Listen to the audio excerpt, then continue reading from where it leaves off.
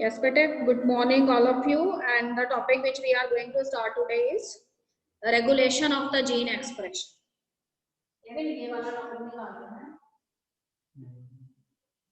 Regulation of gene expression. This is the topic for today. So what do you mean by the term regulation of gene expression? ठीक है बेटे, क्या बताया है इसके अंदर? तो कहते हैं कि वैसे तो each gene is always controlling one character in your body. ठीक है, and there are so many genes that are present in the DNA, but not all the genes they express themselves at their own. ठीक है, it is the demand of the body and the various body functions that are occurring in the body. It will decide that which gene is going to express or which gene is not going to express. ठीक है बेटे, तो there is a regulatory mechanism present in your body that controls the expression of the genes. ठीक, तो कहते हैं कि body के अंदर अलग अलग तरह की कंडीशंस हैं. It may be metabolic conditions, environmental conditions, जो ये डिसाइड करती हैं कि कौन से टाइम पे कौन सा जीन जो है वो एक्सप्रेस होना है और कौन सा जीन जो है उसके एक्सप्रेशन की रिक्वायरमेंट नहीं है, because that metabolic function is not there in the body. ठीक, तो कहते हैं कि at different levels the regulation of the genes and their expression it takes place. So here in case of eukaryotes, this regulation it is generally observed at 4 stages. ठीक है बेटे, first stage where the expression of the genes is regulated, that is the transcription stage. ठीक है, तो उसने लिखा है the first stage where the genes expression is regulated is the transcriptional level. मतलब जब ट्रांसक्रिप्शन का प्रोसेस जो है वो स्टार्ट होता है, उस समय भी there are certain genes who are not going to express themselves because their requirement is not there. So you know that during the process of a transcription, ठीक है, giving what is formed during the process of transcription, primary transcript is formed, and here the term primary transcript, it is actually used for the synthesis of messenger RNA. ठीक है, this is concerned with the synthesis of messenger RNA, इसको भी हमने किसका नाम दिया है? Primary transcript का नाम दिया है. तो कहते हैं कि as we know that this messenger RNA which is called as a primary transcript, it is not the fully mature messenger RNA because it contains both the coding as well as the non-coding sequences. ठीक है, तो coding sequences के लिए we have used the word what? Exons. और non-coding sequences के लिए हमने कौन सा वर्ड यूज किया था? इंट्रॉन्स यूज किया था. सबसे पहले जो जीन्स का एक्सप्रेशन है उसका रेगुलेशन कहां पे देखा जाता है? ट्रांसक्रिप्शनल लेवल पे देखा जाता है, जब प्राइमरी ट्रांसक्रिप्ट बनता है या फिर मैसेंजर आरएनए की सिंथेसिस होती है, because that messenger RNA contains both the coding as well as the non coding sequences. Okay बेटे, तो after this there is another step where the regulation of the expression of genes takes place, and that is the processing of the messenger RNA. ठीक है, तो processing of the messenger RNA एक lengthy process है. तो processing level जो है उसमें भी वो कहते हैं कि expression of the genes is regulated. ठीक है, during which step number 1 know that the first step of the processing of messenger RNA is splicing of the messenger RNA. Because this messenger RNA contains both the exons and the introns. So what is the thing which we have to do? That we have to join all the exons and we have to remove the introns. सही है ना? तो कहते हैं कि second जो regulation है वो कहाँ पर होता है? स्प्लाइसिंग पे होता है. ठीक, तो उसमें हम क्या करते हैं? एक्सॉन्स को ज्वाइन कर देते हैं and introns they are removed. Okay बेटे, देन वो कहते हैं कि when the processing of the messenger RNA is done, then what is the next thing? That fully mature messenger RNA, it is now hand over to the cytoplasm for the purpose of translation. ठीक है, you know that the process of transcription it takes place in the messenger RNA. ठीक है, transcription का जो process है वो nucleus में होता है, मैसेंजर आरएनए की सिंथेसिस किसमें होती है? न्यूक्लियस में होती है. पर ट्रांसलेशन जो है मैसेंजर आरएनए से जो आगे ट्रांसलेशन होनी है वो कहाँ पर होगी? साइटोप्लाज्म में होगी. तो थर्ड जो स्टेप है जिसमें कि रेगुलेशन लिखा जाता है, that is the transfer of messenger RNA from nucleus to cytoplasm. ठीक है, तो मैसेंजर आरएनए जो है वो न्यूक्लियस के अंदर ट्रांसक्रिप्शन से बना था मैसेंजर आरएनए जो है it is ready how is transportation takes place तो transport of messenger RNA from nucleus to cytoplasm here also certain genes are involved so some of the genes whose requirement is there they can easily express पर कुछ genes ऐसे हैं जिनकी requirement नहीं है तो उन genes के expression को रोक दिया जाता है ठीक है बेटे एंड फोर्थ जो स्टेप है जिससे रेगुलेशन लिखा जाता है that is the process of translation तो कहते हैं कि ट्रांसलेशन क्या है translation is actually the what translation is the synthesis of the proteins from the messenger RNA अब वो कहते हैं कि सारे के सारे जो regions हैं they are not translated आपको बताया था कि there may be certain codons which such as AUG जो कि initiator codon है और कुछ ऐसे codons है which are the stop codons जैसे UAG है UAA है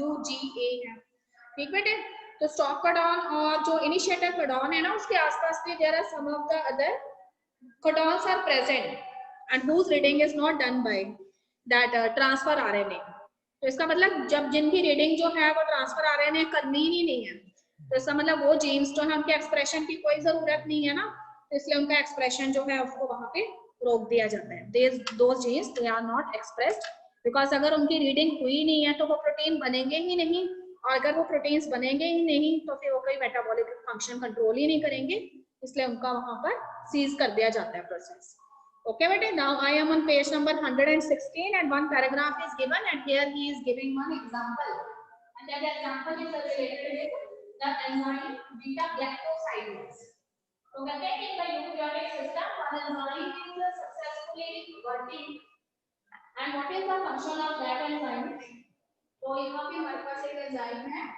इसका नेम है ठीक है इस beta galactosidase is the name of the enzyme and this enzyme is generally working in a eukaryotic system and what is the function of this beta galactosidase enzyme this beta galactosidase enzyme actually involves in the breakdown of lactose sugar इसका breakdown करता है ये lactose का breakdown करता है and then this enzyme it breaks the lactose sugar then it converts this lactose sugar into glucose and galactose glucose and galactose में convert कर देते हैं lactose sugar ठीक तो अब वो कहते हैं कि if lactose sugar it is present in the eukaryotic system this means this enzyme should also be there ठीक है क्योंकि lactose sugar का ब्रेकडाउन किससे होना है बेटा galactosidase से ही होना है पर अगर वो कहता है कि instead of lactose sugar some other type of sugar is present in the eukaryotic cell then there is no need for this enzyme तो इस एंजाइम की कोई जरूरत नहीं है तो आपको पता है कि ये एंजाइम कैसे बना होगा अगर इससे रिलेटेड कोई जीन जो है वो एक्टिव हुआ होगा और उसी ने आगे प्रोटीन बनाया होगा वो भी प्रोटीन इस एंजाइम की तरह बिहेव कर रहा होगा but now the requirement is not there because the system is not containing the lactose sugar and instead of lactose sugar some other type of sugar is there this means there is no need for the function of this enzyme so the characteristic gene that is responsible for the formation of this beta galactosidase it will not express ठीक है उसका expression जो है वो body क्या कर देगी रोक देगी क्योंकि उसकी जरूरत ही नहीं है लैक्टोज शुगर जो है वो प्रेजेंट ही नहीं है ठीक बेटे तो इस तरह से कहते हैं कि बहुत सारे ऐसे जीन्स जिनका की कोई मेटाबॉलिक एक्टिविटी में अगर उनकी रिक्वायरमेंट नहीं है तो वो जीन्स एक्सप्रेस नहीं होते और अगर वो एक्सप्रेस नहीं होते तो कैरेक्टरिस्टिक एंजाइम्स भी नहीं बनते हैं और वो पर्टिकुलर जो भी मेटाबॉलिक एक्टिविटी है वो बॉडी में नहीं होती है okay what is given in the second paragraph see very important things are given उससे ऊपर देखिए एक लाइन उसने दी हुई है तो कहते हैं कि it is the metabolic physiological and environmental conditions that regulate the expression of the genes ठीक है कौन से जीन एक्सप्रेस होने हैं कौन से नहीं होने हैं ये कौन डिसाइड करता है कि बॉडी के अंदर कौन सी मेटाबॉलिक एक्टिविटीज हो रही हैं ठीक है what kind of physiological processes are occurring in the body of the organism and what kind of environmental conditions in which that organism is living ठीक है किस तरह के एनवायरमेंटल कंडीशंस में वो रह रहा है एंड किस तरह की उसकी डिमांड है दैट विल डिसाइड कि कौन से जीन्स जो है वो एक्टिव होंगे एक्सप्रेशन शो करेंगे एंड कौन से जीन्स हैं जो एक्सप्रेशन शो नहीं करेंगे ओके बेटे now in case of A prokaryotic organisms so here he has explained the process of transcription and how the regulation of genes it takes place in the process of transcription so what you have learned in the process of transcription in case of prokaryotes you have learned that there is a single enzyme that is working in this system of transcription in prokaryotes. Okay, you have also remember the name of that enzyme. What is it? Yes, better. What is the name of the enzyme? So, कहते हैं कि in case of transcription in prokaryotes, what do you see? There is an enzyme involved, and that enzyme is DNA dependent RNA polymerase. RNA polymerase and a single DNA dependent RNA polymerase. It is doing all the steps of transcription. Okay बेटे, तो तीनों तरह के steps ये करता है. ये initiation भी करता है ट्रांसक्रिप्शन का, ये इलोंगेशन भी करता है और ये टर्मिनेशन भी करता है. ठीक है. And what you have studied, आपने ये देखा है कि this DNA dependent RNA polymerase when it comes in contact with the strand, that is the template strand. You know that two type of strands are there. One whose polarity is in 3' to 5' direction and other whose polarity is in 5' to 3' direction. So upper strand is known as the template strand and lower strand is known as the coding strand. Coding strand. याद आ रहा है, ये सारा कुछ हम कर चुके हैं. कोडिंग स्टैंड कहा था, साइंटिस्ट ने उस स्टैंड को जो कुछ भी कोड नहीं करता, सिर्फ रेफरेंसेस उसके बेसिस पे एक्सप्लेन किए गए हैं. तो there is some region present according to the coding strand its position is at 5'. Okay बेटा, and that region is known as the promoter region. ये सबको याद है. उसके बाद आपको ये बताया था कि there is a gene that is running over this this template strand and that is known as the structural gene, and at the terminal position again there is one unit present and that is known as the terminator region. ये सब बच्चों को याद है ना. अब वो कहता है कि सिर्फ इतनी सी स्टोरी नहीं है, दिस प्रमोटर रीजन. ठीक है, हमने आपको ये बोला था कि when the DNA dependent RNA polymerase it comes in contact with this promoter region, then what we find there in the promoter region, one factor is present. याद है what is the name of that factor? That factor is known as sigma factor. ठीक है बेटे, ऐसा ही होता था sigma factor. Sigma factor जो promoter reason में प्रेजेंट है उसके साथ बाइंड कर रहा है और स्ट्रक्चरल जीन को क्या कर रहा है, आगे की तरफ पुश कर रहा है और पीछे पीछे उसको फॉलो कर रहा है. ठीक, और क्या कर रहा है, टेम्पलेट स्ट्रैंड पे प्रेजेंट बेसिस को रीड कर रहा है, कॉम्प्लीमेंट्री बेसिस अटैच करता जा रहा है. This is the process. But what he said now, this is not the complete story. This promoter unit, it is also associated by one another unit and that is known as the operator region. ठीक है बेटे, आपको कहते हैं कि ये promoter unit जो है अकेली नहीं है, इसके आसपास there is one another region and that is known as operator region. And what is present in this operator region? So this operator region it contains so many accessory proteins. ठीक है, इसमें खूब सारे accessory proteins present हैं. अगर मैं कह रही हूँ कि यहाँ पे खूब सारे accessory proteins present हैं, this means these proteins they are generally activated by some genes. इन्हें कोई genes activate कर रहे हैं तभी तो ये proteins आए हैं यहाँ पर. तो कहते हैं कि ये accessory proteins क्या करते हैं? These accessory proteins they actually interfere in the binding of this DNA dependent RNA polymerase with the promoter. ठीक है, इनका ये भी कारण है कि क्या करते हैं ऑपरेटर रीजन में प्रेजेंट ये accessory proteins जो है वो DNA डिपेंडेंट RNA पॉलीमरेज को इजीली बाइंड नहीं होने देते प्रमोटर रीजन से. ठीक है, तो क्या करते हैं, फिर हाइड द प्रमोटर रीजन. ये प्रमोटर रीजन जो है उसको क्या कर लेते हैं, छुपा लेते हैं, हाइड कर लेते हैं.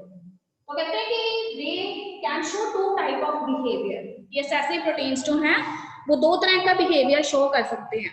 ठीक बेटे, या तो ये क्या करेंगे, they help the DNA dependent RNA polymerase and they make the promoter region easily accessible to the RNA polymerase enzyme. ठीक है, या तो उसके फ्रेंड बन जाएंगे और उसको बता देंगे कि यहाँ पे प्रमोटर रीजन है, आप जाके वहां पे बाइंड कर लो.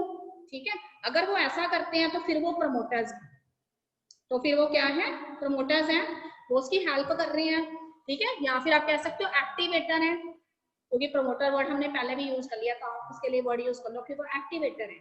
दे activate the process of transcription. पर अगर वो कहता है कि they work antagonistically, they hide the promoter region, they do not tell the DNA dependent RNA polymerase that here is present the promoter region. ठीक, in that case they are showing negative kind of behaviour. So this means they are not behaving as inhibitors. Okay, but these accessory proteins they can show two type of behavior. Either they behave as an activator or they can behave as inhibitors. So in which situation they behave as an activators and they easily help the DNA dependent RNA polymerase and the promoter region easily accessible to the DNA dependent RNA polymerase. पर अगर वो कहता है कि वो inhibitor है तो वो इसको हाइड कर लेते हैं और क्या करते हैं, जो RNA polymerase एंजाइम है ना उसको गुमराह करते हैं, उसको यहाँ नहीं पहुंचते, तो उस केस में वो inhibitors है। ओके बेटे, अब वो कहते हैं कि ये करेंगे क्या, तो कहते हैं कि हर बार ये जो ऑपरेटर रीजन है ये क्या करता है, कुछ ऐसी चीज प्रोड्यूस करता है जिसके साथ क्या करता है, वो उसे कुछ ऐसा प्रोड्यूस करना है जिससे क्या होना है, प्रमोटर रीजन के पास आरएनए पॉलीमरेज जो है वो पहुंच ही नहीं पाएगा। वो चीज जो है ना वो बीच में क्या करेगी, एक इंटरफेरेंस की तरह एक्ट करेगी। ठीक बेटे, तो इसलिए वो कहते हैं कि इस तरह के सेट ऑफ जीन्स जो किसी भी पर्टिकुलर यूकैरियोटिक सिस्टम, जिसको आप एक ऑपरॉन यूनिट कह सकते हो, उसकी फंक्शनिंग को रेगुलेट करते हैं, उसको हम यहाँ पर क्या कहते हैं, ऑपरेटर्स कहते हैं।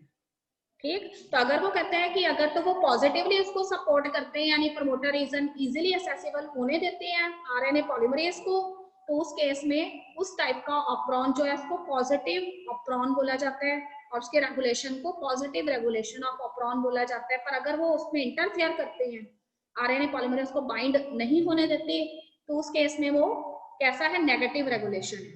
तो हमारी बुक के अंदर we are going to study about the positive, नहीं हमने यहाँ पे स्टडी करना पॉजिटिव का, अगर हमने एग्जांपल देना होता तो फिर उसमें ट्रिप्टोफैन ऑपरॉन हमें स्टडी करना पड़ना था, जो अपनी बुक में नहीं है। तो we are here going to study about the lac operon. तो लैक ऑपरॉन जो है वो नेगेटिव टाइप ऑफ रेगुलेशन को यहाँ पे शो करता है। ठीक है बेटे, तो ये बस आपको थोड़ा सा समझाया गया। तो कहते हैं कि हर एक ऑपरेटर रीजन जो है वो हमेशा कहाँ प्रेजेंट होता है, it is always present near the promoter region, और प्रमोटर रीजन के पास हमेशा प्रेजेंट होता है। और कहता है कि ये हमेशा प्रमोटर रीजन जो है उसके साथ आरएनए पॉलीमरेज की बाइंडिंग को क्या करता है, स्टॉप करने की कोशिश करता है नेगेटिव रेगुलेशन में। ठीक है, कैसे स्टॉप करता है, कुछ प्रोड्यूस करता है, कुछ यूनिट प्रोड्यूस करता है और उस यूनिट को यहाँ पे रिप्रेसर बोला जाता है। ठीक है, तो ये रिप्रेसर जो होता है ना, ये क्या करता है, ये खुद जाके प्रमोटर के साथ बाइंड कर देता है, और अगर ये खुद बाइंड कर जाएगा रिप्रेसर प्रमोटर के साथ, तो इसका मतलब आरएनए पॉलीमरेज ऐसे ही रह जाएगा, उसकी बाइंडिंग नहीं हो पाएगी, and if the binding of the RNA polymerase cannot take place, this means translation will not be there. ठीक बेटे, ये चीज हम स्टडी करने वाले हैं। तो फर्स्ट पहली बात हम करते हैं कि ये जो प्रोसेस था, ठीक है, ट्रांसक्रिप्शन का, in case of prokaryotic organism, it was studied in the form of a opron, and it was first studied by two scientists jointly, and they are known as Jacob and Monod। तो इसलिए हम lack operon जो है उसको Jacob और मोनड model के नाम से भी जानते हैं। ठीक है, पहली बार दो साइंटिस्ट थे जिन्होंने लैक ऑपरॉन का जो कांसेप्ट है प्रोकैरियोट्स के अंदर इसको एक्सप्लेन किया, ई कोलाई बैक्टीरिया को लेकर। ठीक है, इसको लैक ऑपरॉन क्यों बोला गया, तो ये एक ऐसा यूकैरियोटिक सिस्टम होता है जिसमें कुछ एक्सेसरी सेट ऑफ प्रोटीन्स है, और वो प्रमोटर रीजन जो है उसके जो एक्टिविटी है उसको क्या करते हैं, कंट्रोल करते हैं। ठीक बेटे, तो Jacob and Monod were the person who have first explained this lac operon, and उन्होंने क्या बोला कि जैकब और मोनड जो उन्होंने ये बोला कि हर एक यूकैरियोटिक सिस्टम के अंदर या हर एक प्रोकैरियोटिक सिस्टम के अंदर जो है कुछ सेट ऑफ जीन्स प्रेजेंट होते हैं। ठीक है, और वो सेट ऑफ जीन्स जो है वो अलग-अलग यूनिट्स को बनाते हैं। देखो तीन चीजें तो हमें पहले पता थी, प्रमोटर रीजन, एक आपको क्या पता है, टर्मिनेटर रीजन होता है किसी भी ट्रांसक्रिप्शन यूनिट के अंदर।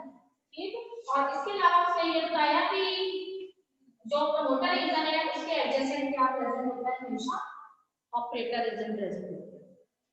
ठीक बेटे, तो उन्होंने first time they have studied this operon in the bacterium E coli, और बैक्टीरियम ई कोलाई जो है उसमें जब उन्होंने इसे स्टडी किया तो उन्होंने ये कहा कि लैक ऑपरॉन जो है ई कोलाई के अंदर हमें देखने को मिलता है, एंड ई कोलाई जो बैक्टीरियम है ना उसका जो पसंदीदा शुगर है, the favorable sugar for E. coli bacterium is lactose sugar।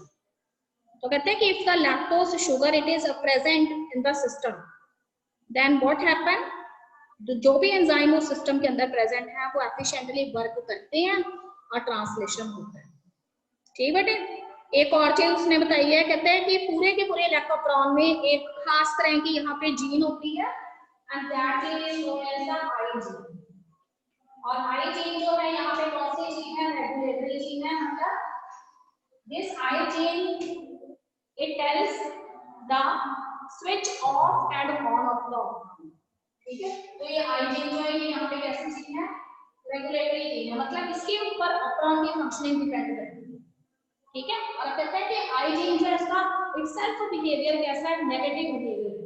तो हर बार I gene जो है वो क्या प्रोड्यूस करती है, रिप्रेसर प्रोड्यूस करती है, ठीक है। तो आपको बताया था कि रिप्रेसर क्या है, रिप्रेसर एक ऐसी यूनिट है जो किसके साथ जाके बाइंड कर जाती है, प्रमोटर के साथ बाइंड कर जाती है, और इस तरीके से जब प्रमोटर वाली जगह ऑक्यूपाई हो जाएगी तो इसका मतलब वहां पे कौन नहीं बाइंड कर पाएगा, आरएनए पॉलीमरेज बाइंड नहीं कर पाएगा, ठीक बेटे। तो इसलिए कहते हैं कि प्रमोटर और ऑपरेटर के साथ एक जीन प्रेजेंट है, that is known as I gene, and this I gene is actually the regulatory gene, or functioning of the operon or the switch on and off of operon is actually controlled by this I gene। तो ये I gene जो है वो क्या produce करती है, तो ये I gene जो है ये एक रिप्रेसर मैसेंजर आरएनए बनाती है, ठीक है।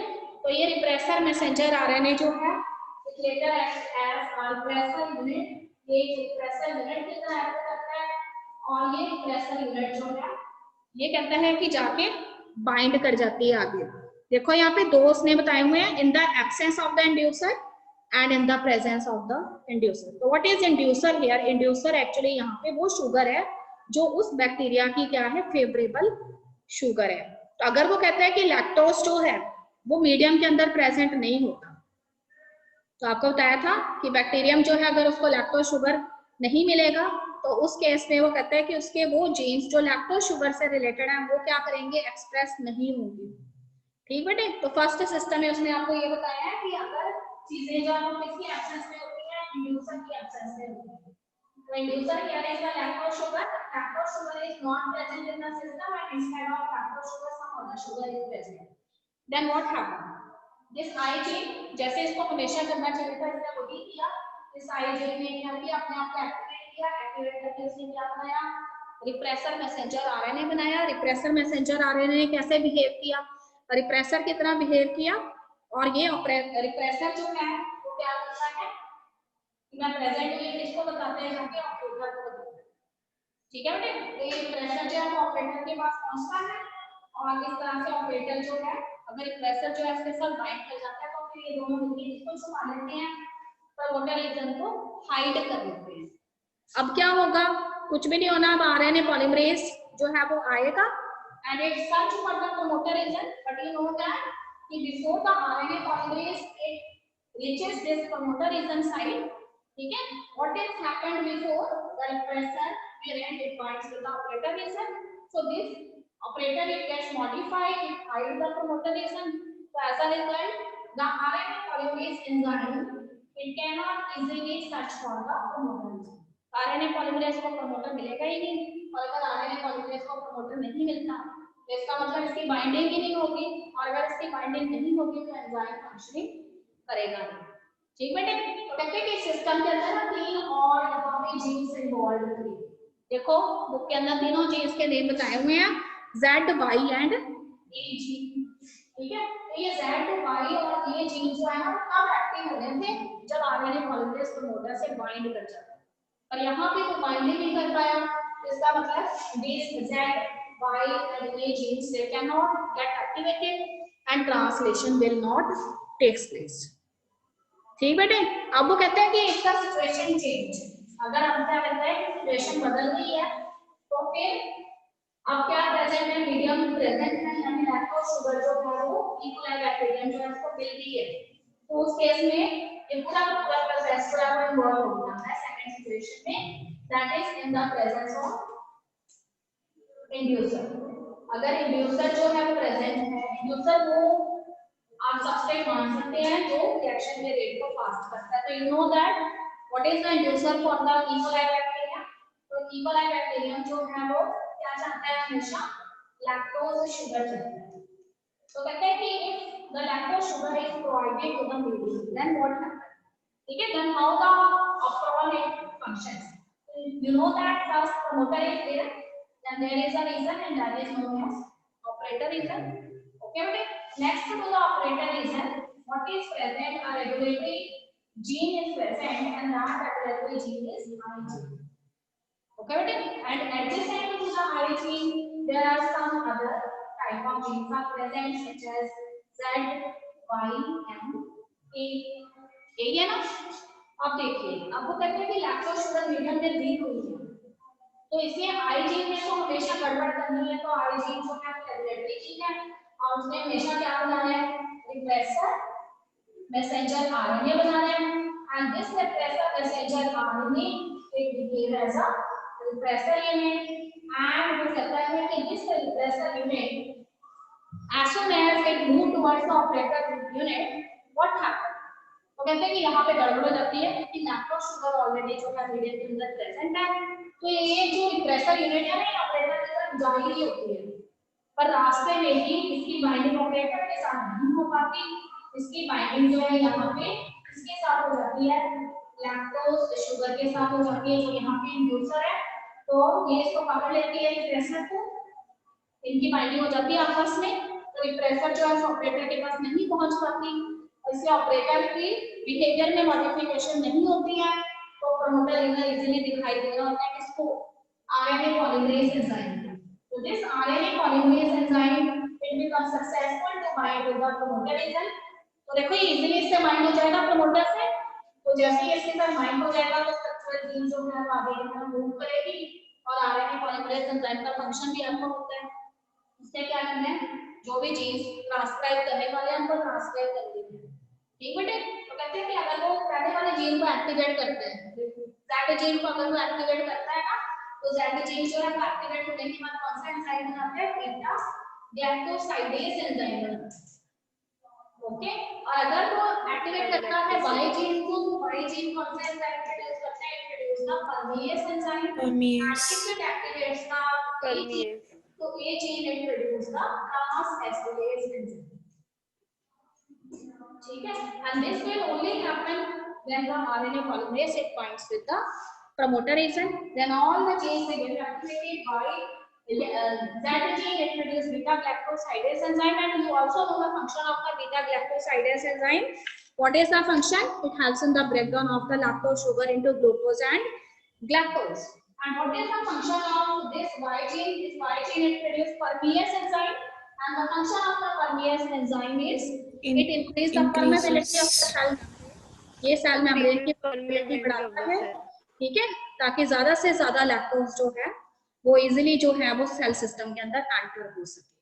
And what is the function of this trans-esterase enzyme? This trans-esterase enzyme it helps in the removal of the थायो प्रोडक्ट्स, सल्फर के जो वेस्ट प्रोडक्ट होते हैं उनको रिमूव करता है, तो all the genes they get active in the presence of an inducer, so the process of transcription it successfully takes place, ठीक बेटे। तो as you know that each time the I gene it always regulate the system by producing a repressor unit, this means सारे के सारी जो functioning है operon की वो आई जीन के द्वारा नेगेटिवली रेगुलेट की जा रही है, तो इसीलिए इस टाइप के ऑपरॉन को हम क्या कहते हैं, नेगेटिव रेगुलेशन कहते हैं ऑपरॉन सिस्टम की, ओके बेटे, यहां तक क्लियर हो गया, दिस इज क्लियर। अब देखो मैसेंजर आरएनए को उसने लैक्ट मैसेंजर आरएनए क्यों बोला है, क्योंकि लैक्टोज शुगर जो है उसके सिस्टम में आने की वजह से मैसेंजर आरएनए बना है, वैसे आई जीन कौन सा मैसेंजर आरएनए बनाती थी, हमेशा रिप्रेसर मैसेंजर आरएनए बनाती थी, और रिप्रेसर मैसेंजर आरएनए किसके साथ बाइंड कर जाता था, ऑपरेटर के साथ, और ऑपरेटर जो है उसको सिग्नल कन्वे करता था और hiding the promoter agent, so promoter agent can not become visible to the this RNA polymerase, so RNA polymerase takes place, okay बेटे। ट्रांसक्रिप्शन भी नहीं होगा तो ट्रांसलेशन भी नहीं होगा, आगे ये भी पता है आपको, तो सारे जीन्स जो है वो इनएक्टिव ही रह जाएंगे, पर जब इंड्यूसर दे देंगे हम सिस्टम को, लैक्टोज शुगर दे दी, तो सारा चीज जो है वो रिवर्ट हो जाएगी, बिकॉज आई जीन तो प्रोड्यूस करेगी रिप्रेसर मैसेंजर आरएनए, पर रिप्रेसर मैसेंजर आरएनए बाइंड यहाँ पे किसके साथ कर जाएगा, इंड्यूसर के साथ कर जाएगा बजाय कि ऑपरेटर के, तो इसलिए सिस्टम स्मूथली चलेगा, ठीक है। बस आपने तीनों जो जीन्स है ना वो कौन से एंजाइम प्रोड्यूस करते हैं और वो एंजाइम फंक्शन क्या करते हैं वो आपने याद रखना है, तो बस यही फंक्शन है कि beta glycosidase breaks lactose sugar into glucose and lactose, and Y enzyme जो है it produce permease, and permease increases the permeability of the acceptance of the compound by the cell membrane, and third one is a transacetylase. So this transacetylase, it causes the removal of the thioprotein. Okay बेटे, that's all about the operon system. तो बस आपने ये gene expression में इतना याद रखना है कि all the genes that are present in the body, they are not express at the same time those genes whose requirement is there, ठीक है, रिगार्डिंग द मेटाबॉलिक फंक्शन और सम फिजियोलॉजिकल फंक्शन, और it also depends upon the environmental condition. These genes will active only, ठीक है. Can you give me one example where the genes gets active due to environmental conditions? बताइए.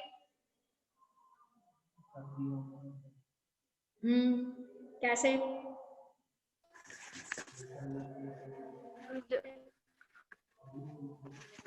वो तो एक तरह का, चलो तो एक्सप्लेन करना है केविन उसको.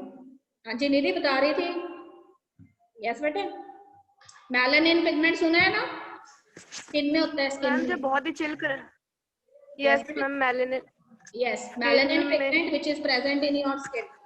ठीक है. What you observe sometimes when you stay in the sunlight for a moment, ठीक है, कुछ समय के लिए अगर आप सनलाइट के अंदर बैठे रहते हैं, सन में धूप सेक रहे हैं बैठकर, तो what you observe, the secretion of that melanin pigment it increases at a very high rate. तो आप अपने रूम में आते हैं तो आप देखते हैं आपका फेस डार्क हो गया होगा, ठीक है. This means the genes which are regulating the secretion of that melanin pigment, their expression is allowed by the body. क्योंकि देखो रिक्वायरमेंट है, आप काफी टाइम से सनलाइट में बैठे हुए हैं, तो आपकी बॉडी जो है इसमें जो आपकी स्किन है वो उसके कांटेक्ट में आ रही है और स्किन बर्न हो सकता है आपको. तो उसको प्रोटेक्ट करने के लिए आपकी बॉडी क्या करती है, मेलानिन पिगमेंट से रिलेटेड जीन्स जो है एक्सप्रेशन को बढ़ा देती है. तो ज्यादा से ज्यादा मेलानिन सेक्रेट करने लग जाते हैं और आपका फेस जो है वो डार्क हो जाता है, ठीक है. पर तब थोड़े टाइम के बाद आप रूम में बैठेंगे, what you observe, that the normal complexion it returns, ठीक. तो इसलिए वो कहते हैं कि जिसकी डिमांड है एनवायरनमेंट के according, those genes will express. If the demand is not there, then those genes their expression is, ठीक है, regulated by the body. Okay बेटे, now we are starting with the next topic. Human genome project है next topic है. अभी है नहीं, वो घड़ी सही नहीं है, मेरी घड़ी सही है, अभी है, ठीक है. 10 मिनट है अभी, ठीक है. केविन भागना नहीं है.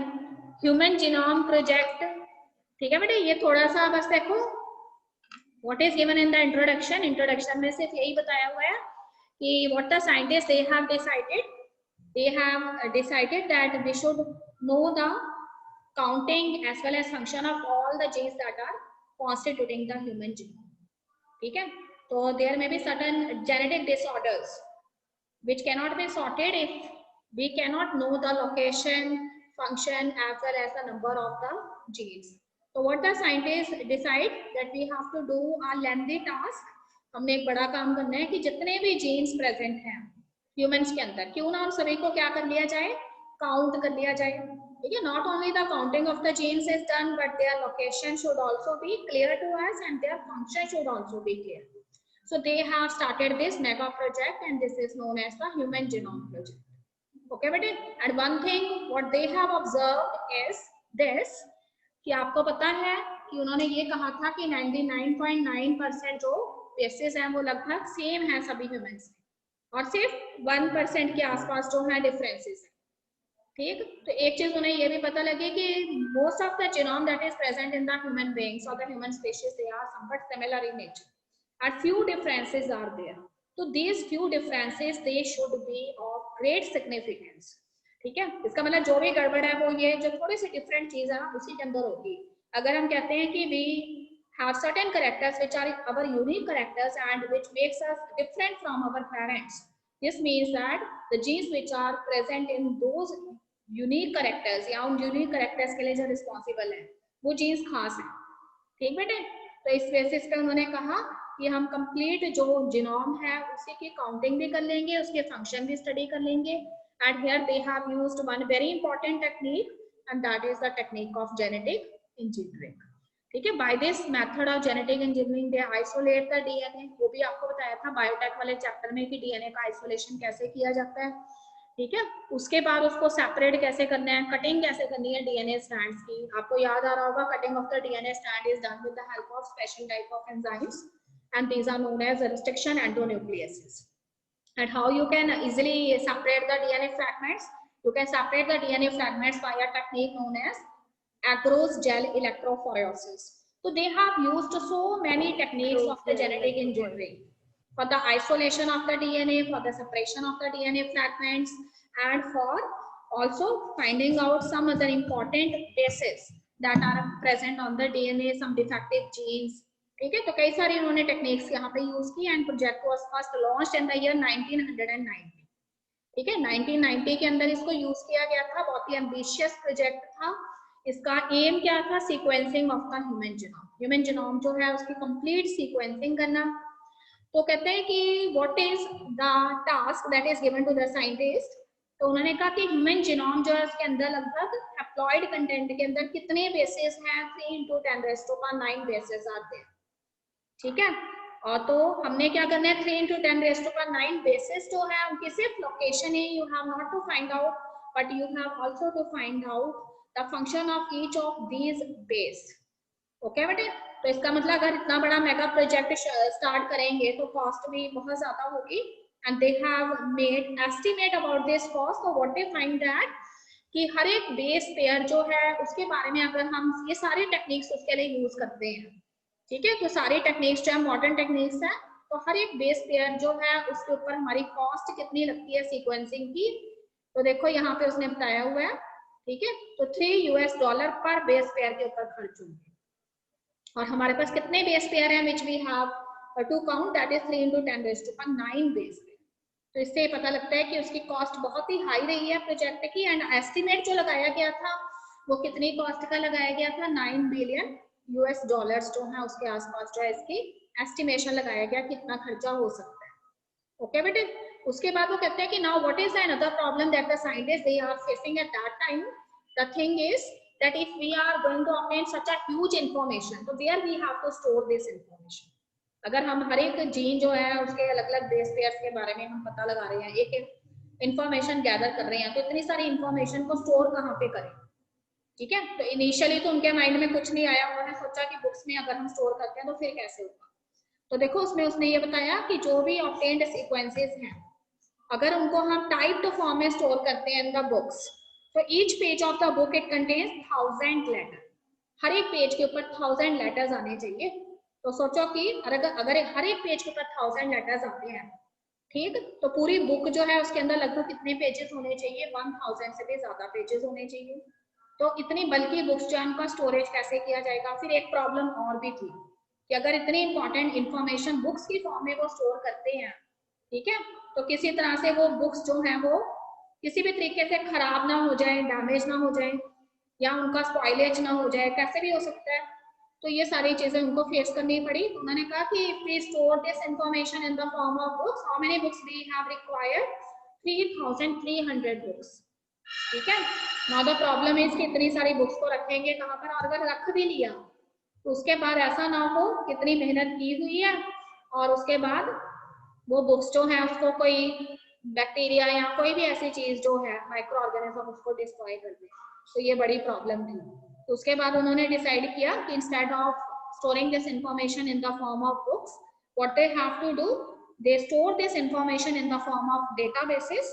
So first time in the field of biology, a new discipline it came into existence. ठीक है, that make the applications of information technology. So this branch of biology, जिसमें डेटाबेसेस के फॉर्म में उन्होंने इंफॉर्मेशन स्टोर करने के लिए बताया, उसको बायो इन्फॉर्मेटिक्स का नाम दिया. ठीक बेटे, यहाँ तक करेंगे आज.